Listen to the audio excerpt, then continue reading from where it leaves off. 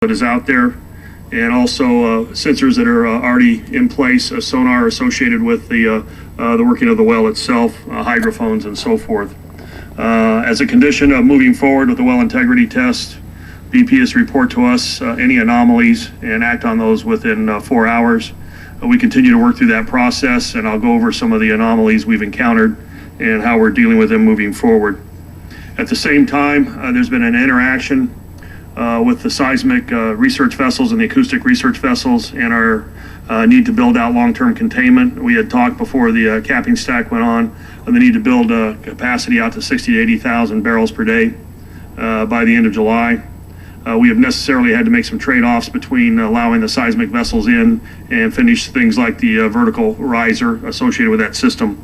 We continue to negotiate with BP right now the best trade-off and how we best want to prioritize our long-term containment as it relates to the well integrity test. Long-term containment is the second goal following the relief wells, as I noted earlier.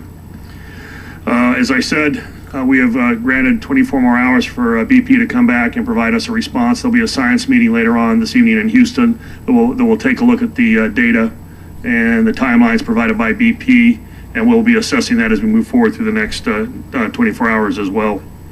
Some key things we're working on, and these have been discussed before.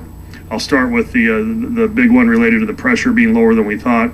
This has to do with a discussion about whether or not we're dealing with depletion of the reservoir versus some other reason why that pressure might be lower. The most notable reason for that would be some kind of a leakage in the wellbore itself. There are different views on how this could come about. There's not a resolution moving forward, but we continue to discuss that. One reason we are continuing to discuss that is we do have the robust response and the monitoring that's going on as we requested from BP. There have been 3 general areas of anomalies that have been detected since the 17th of July. The first one was a seepage about 3 nautical miles from the wellhead itself. We do not believe that is associated with this particular well integrity test or the Macondo well. However, we are continuing to look at baseline data associated with past activity that's in the area, and we'll continue to monitor that moving forward.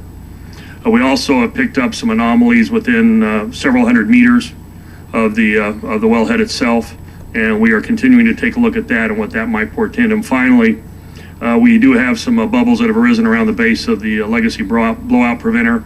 And then late last night, we established that there was some leakage in the capping stack itself. I've got a picture and a schematic of the capping stack. Let me just tell you right away, because this happened overnight. As you know, we had a connector piece of equipment that we established in to allow us to put the capping stack on. These are the 3 rams that are associated with the capping stack. This is a schematic of those 3 rams. The leakage is occurring in a flange that's located right about here. And there's hydrate formation up here on this side of the capping stack as we move forward. We do not know, but we do not believe this is consequential at this time, nor does it appear that the hydrate formation is inhibiting any operation of the capping stack. It is something we will continue to monitor as we move forward. So we have the things that we're seeing right around the blowout preventer and the capping stack itself. There are a couple of anomalies that have been detected within 100 to 200 meters around the well itself, and then the anomaly was detected on the 17th of July out to 3 kilometers. Again, there's no indication at this time that this is any indication of a significant problem in the well bore, but we are running every one of these anomalies down. One of the reasons we're starting to find these most likely is that during the time that the well was open, it would be impossible to get those sensors in there and detect it with all the amount of hydrocarbons and noise that was being generated. So we had the opportunity to see in a very quiet environment what the bottom of the ocean looks like there. And some of these conditions should be pre-existing, and trying to sort this out is something we're dealing with. But it is a collective opinion of the folks that are talking about this that the small seepages we are finding right now do not present, at least at this point, any indication that there is a threat to the wellbore. If we think that was going to happen, we would be taking immediate action. Now, having said that, if there's any indication of a precipitous drop in pressure or any reason why we might need to do something about it, we would need to have to vent immediately to relieve the pressure on the well and move to longer term containment. And one of the requests that we have made to BP, and they'll be answering in a letter we will get today, is a detailed timeline of what it would take to restart containment operations should we need to do that.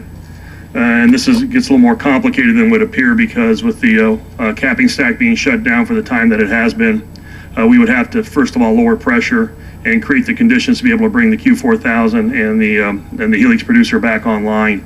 This could take several days because there are concerns about sand buildup in the oil column, and the need to maybe make sure we treat these systems and get them operational before we bring the production back online.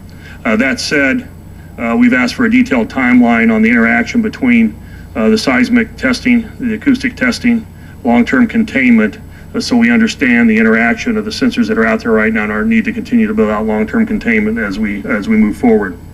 And with that, I'd be glad to take your questions. Mike Collins with CNN. You mentioned that the pressure is lower than you anticipated, and that there was some depletion, and whether there's a disagreement as to whether it is a depletion at the reservoir or leakage elsewhere, and that there are differing views on this. Are the differing views, is there a federal government camp and a BP camp? Is there a way to describe this, or are there differing views throughout all parties here? Well, I think there are differing views between everybody in the science community. And let me make sure I state this correctly, because this was the initial pressures when the well was shut in. The pressures have continued to rise in a way that would lead some to believe that the well is holding pressure. The problem is the pressure we started at was much lower than where we thought we were going to be when the well was shut in. So that leads to the discussion of why was the pressure low to begin with. We were thinking that somehow it needed to be up around 7,500 to 8,000 PSI. And we started out at around 6,000, and we're up to, 6,000 and change. We're up to 6,811 today. So the question is, what caused that initial low pressure? Even though it's following a pattern that's consistent with a well with integrity, what has happened? And could there be leakage, or is there an issue of well depletion? And there are arguments to be made on both sides. Those discussions continue, and we're trying to develop information that will allow us to do that. One of them is whether or not the well has been depleted and there's just less oil down there to create pressure, or is there an aquifer somehow related to this oil field that would still provide a way for the oil to rise and have pressure underneath it. So the question of whether or not this oil field is related to an aquifer is one of the questions they're dealing with right now. And that gets back to the seismology and the geology around the area and the testing, and that continues to be under discussion as we move forward. Could you also elaborate a little bit on the seepages? You found this one 3 nautical miles from the wellhead. 3 kilometers. 3 kilometers. And one closer in. I presume that all of these are hydrocarbons. Do you know what's seeping out? Is the one closer in believed to be related to this oil field? And how did you detect it? And do you know what type of volumes? Yeah, the reason what we're actually looking for in this case would be methane gas, that is sometimes a precursor to oil actually rising up through the formation. So if it is methane and you can establish that it's that would be an indication you might need to look further. There is some indication that the seepage 3 kilometers away may not be related to this well, and we're going back through background data and taking a look at that. The other thing we're doing is in closer to the well, we're actually taking samples of the gas itself and testing it for if there are any hydrocarbons in it. There was some trace of methane in some of the gas that was coming out near the base of the blowout preventer. Not a lot, but we're taking extra samples and we're sending those shore to be tested right now. So here's the news. Another 24 hours.